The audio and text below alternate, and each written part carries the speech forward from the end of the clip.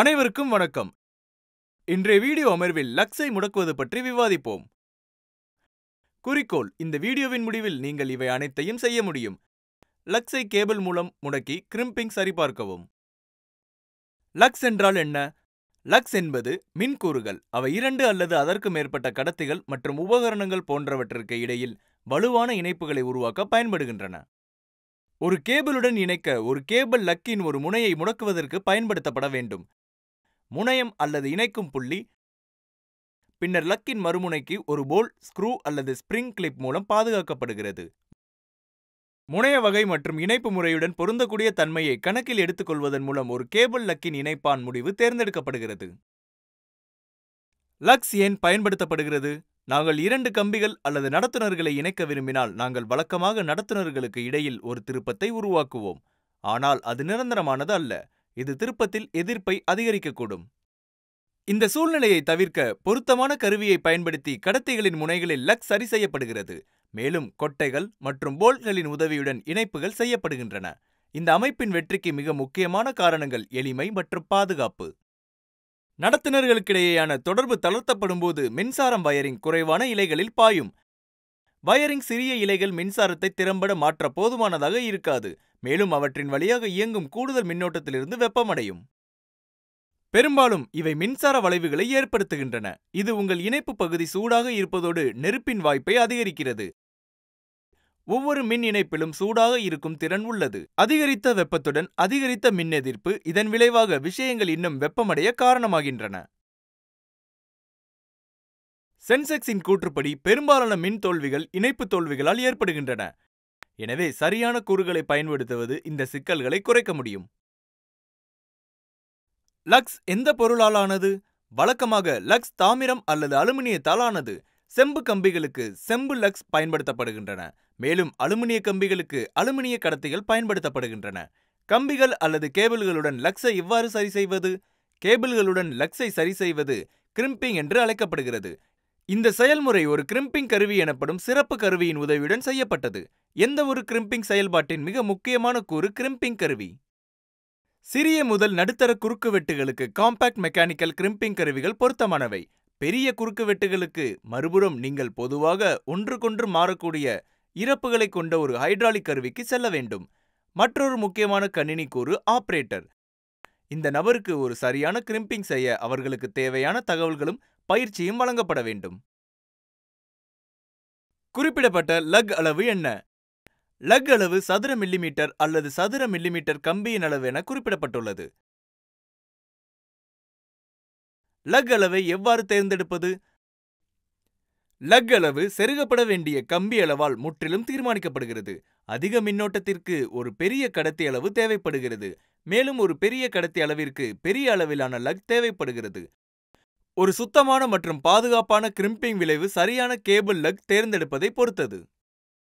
Lux வகை பற்றி விவாதிப்போம். அவை வளைய வகை, முட்கரண்டி வகை, முள் வகை, காப்பிடப்பட்ட வகை மற்றும் குறிப்பிட்ட வகை. வளைய வகை லக்ஸ். இந்த வகையான லக்ஸ் பொதுவாக பயன்படுத்தப்படும். இது ஒரு தட்டையான தொடர்பு மேற்பரப்புடன் வட்ட வடிவத்தில் வளைய வடிவ அமைப்பு போல் தெரிகிறது. இங்கே லக் வெற்று இடத்தில் லக் மையப்பகுதியில் கொட்டைகள் மற்றும் போல்ட்ஸால் ஈர்க்கப்படுகிறது. லக்ஸ் மிகவும் நம்பகமானது மற்றும் மோதிரம் அல்லது மூடிய வடிவம் காரணமாக முனைய தொகுதியிலிருந்து லக்ஸை அகற்ற குறைந்த வாய்ப்பு உள்ளது. முட்கரண்டி வகை லக்ஸ். இந்த வகை லக் யூ வடிவ அல்லது அரை சுற்று போல் தெரிகிறது. ரிலேக்கள், டைமர்கள், தொடர்புகள் மற்றும் பிற மின்கருவிகள் போன்ற கட்டுப்பாட்டு கூறுகளை இணைக்க இது பயன்படுத்தப்படுகிறது. முள் வகை லக்ஸ். லக்கின் இணைப்பு பகுதி மெல்லிய மற்றும் நீண்ட கட்டமைப்பை கொண்ட ஊசி வடிவ அமைப்பு போல் தெரிகிறது. ஐ வடிவம் காரணமாக இணைப்பு எளிது. இது பொதுவாக குறைந்த மின்னழுத்த மட்டத்தில் கட்டுப்பாடு மற்றும் அறிகுறி கேபிள்களுக்கு பயன்படுத்தப்படுகிறது.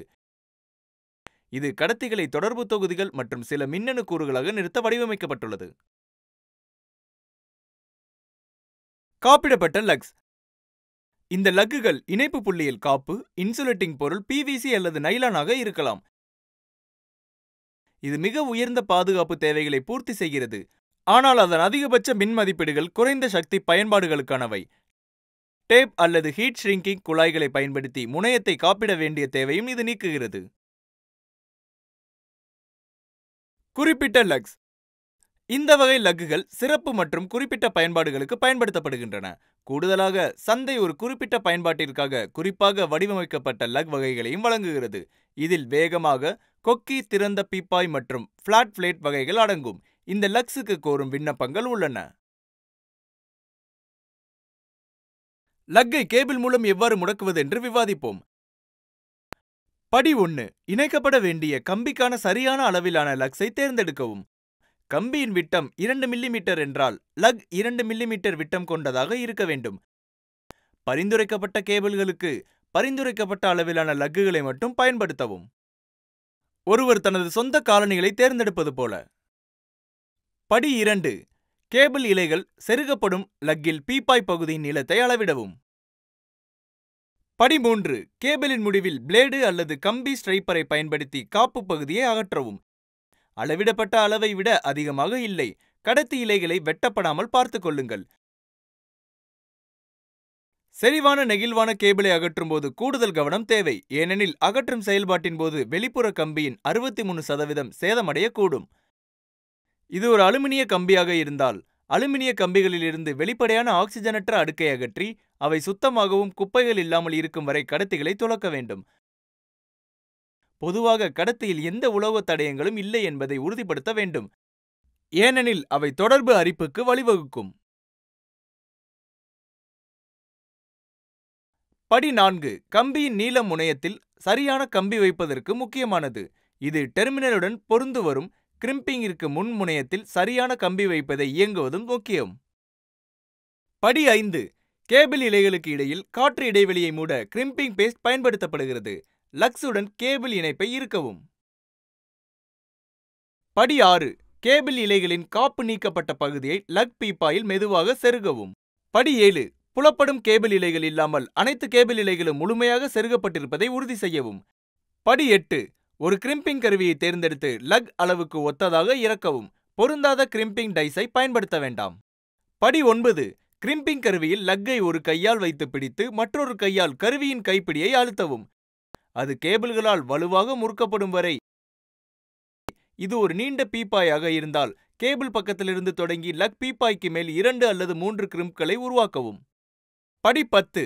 கிரிம்பிங் கருவியில் இருந்து லக்கை அகற்றவும். லக் சரியாக முடங்கியுள்ளதா என்பதை பார்வைக்கு சரிபார்த்து கேபிளில் லக் வலுவாக முடங்கியிருப்பதை உறுதி செய்ய உங்கள் கையால் கேபிளிலிருந்து லக்கை இழுக்கவும். படி 11. லக் வெளியே இழுக்க முடியாவிட்டால் நீங்கள் லக்ஸை சரியாக கிரிம்பிங் செய்துள்ளீர்கள். படி 12. உறுதியான மற்றும் பாதுகாப்பான மின் இணைப்புகளுக்கு பொருத்தமான நட்ஸ், போட் வாஷர்களை பயன்படுத்தவும். ஹைட்ராலிக் கிரிம்பிங்கை பயன்படுத்தி கம்பி மூலம் லக்கை எப்படி கிரிம்ப் செய்வது என்று விவாதிப்போம். கையடக்க ஹைட்ராலிக் கிரிம்பிங் கருவியானது பெரிய குறுக்குவெட்டை கொண்ட கம்பிகளில் கேபிள் இணைப்பு மற்றும் டெர்மினல்களை முடக்குவதற்கு உதவும். ஹைட்ராலிக் கிரிம்பர்கள் பல்வேறு கிரிம்பிங் டைஸுடன் இணக்கமாக உள்ளன. இதனால் அவை பல்வேறு வகையான இணைப்புகள் மற்றும் டெர்மினல்களை முடக்குவதற்கு பயன்படுத்தப்படலாம். வழக்கமான கை அழுத்தங்களுடன் ஒப்பிடும்போது ஹைட்ராலிக் கிரிம்பிங் கருவிகள் அதிக சக்தியை வழங்குகின்றன. படி 1. லக்கில் அளவிடப்பட்ட பீப்பாயின் பரிமாணங்களுக்கு கம்பிகளை அகற்றவும். படி 2. கடத்திகள் சுத்தமாக இருக்கும் வரை துலக்கவும். படி 3. கேபிள் இழைகளின் காப்பு நீக்கப்பட்ட பகுதியை லக் பீப்பாயில் செருகவும். படி 4. கிரிம்பிங் கருவியில் இருந்து தலையை அகற்றவும். படி 5. கிரிம்பிங் கருவியின் மேற்பகுதியில் கிரிம்பிங் செய்யப்பட வேண்டிய லக்கிற்கு ஏற்றவாறு பொருத்தமான டையை வைக்கவும். படி 6. இறக்கைகளை சரி செய்த பிறகு முன்பு அகற்றப்பட்ட தலையை மேலே பூட்டவும். படி 7. டைஸ்களுக்கு இடையில் கேபிள் இழைகளால் நிரப்பப்பட்ட லக் பீப்பாயை வைக்கவும். படி 8. நகரக்கூடிய நெம்புகோலை உந்தி தொடரவும். ஒரு சிறிய கிளிக் கேட்கப்படலாம். இது பம்ப் உயர் அழுத்த நிலைக்கு மாற்றப்பட்டதை குறிக்கிறது. நகரக்கூடிய நெம்புகோலை பம்ப் செய்வதை தொடரவும். இறக்கும்போது பாப் கேட்கப்படும். கிரிம்பிங் முடிந்தது என்பதை இது குறிக்கிறது. படி 9. அசையக்கூடிய கைப்பிடியை அசல் நிலைக்கு திறப்பதன் மூலம் டையிலிருந்து சுருக்கப்பட்ட லக்கை அகற்றவும். படி 10. பின்வருவனவற்றின் மூலம் கிரிம்பிங்கை பரிசோதிக்கவும். பணியமர்த்தப்பட்ட கம்பியின் அளவு முனையத்திலும் இறக்கும் இடத்திலும் குறிக்கப்பட்ட கம்பி வரம்பிற்கு ஒத்திருக்கிறது. நிக் அல்லது விடுபட்ட இழைகள் எதுவும் இல்லை. கேபிள் அல்லது கம்பியிலிருந்து லக் இழுப்பதன் மூலம் லக் இறுக்கமாக இருப்பதை உறுதி செய்யவும். லக்ஸின் கிரிம்பிங்கை எவ்வாறு சரிபார்க்கலாம்? கிரிம்பிங் முடிந்ததும் தொடர்பின் தோற்றத்தை சரிபார்க்கவும். ஒரு ஒழுங்காக சுருக்கப்பட்ட தொடர்பு பீப்பாய் வெளிப்புற இழைகளுடன் இறுக்கமாக கச்சிதமாக உள்ளது. ஒரு தட்டையான உள்ளங்கையுடன் கூடிய கேபிள் லக்குகள் மற்றும் ஒரு சுத்தமான வடிவ முனை ஆகியவை உயர்தர மின் இணைப்பின் அறிகுறிகளாகும்.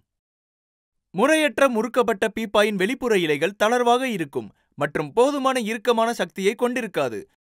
குறைந்த இழுக்கும் சக்தியை சோதிக்கவும். கேபிளை தளர்த்த முடிந்தால் அது இருக்கும் வரை மீண்டும் கிரிம்ப் செய்யவும். பல்வேறு வகையான கேபிள் லக்குகள் பொருந்தாத இணைப்புகளை தவிர்க்க உற்பத்தியாளரால் குறிப்பிடப்பட்ட ஒரு குறிப்பிட்ட பயன்பாடு மற்றும் பயன்பாட்டை கொண்டுள்ளன. சரியான கேபிள் லக் நிரந்தர மின் இணைப்பின் பாதுகாப்பான நிலுவலை உறுதி செய்ய முடியும். எச்சரிக்கை: ஒரு சுத்தியலையும் உளியையும் பயன்படுத்த வேண்டாம் அல்லது வைஸ் முறையை பயன்படுத்த வேண்டாம். இவை வேலையை செய்யாது மற்றும் இணைப்பான் ஆயுளை குறைக்கும். தவறான இணைப்புகள் கூட்டு எதிர்ப்பை அதிகரிக்க வழிவகுக்கும். இது தீயை ஏற்படுத்தும். எனவே கேபிள் லக்ஸின் சரியான நிறுவல் முக்கியமானது.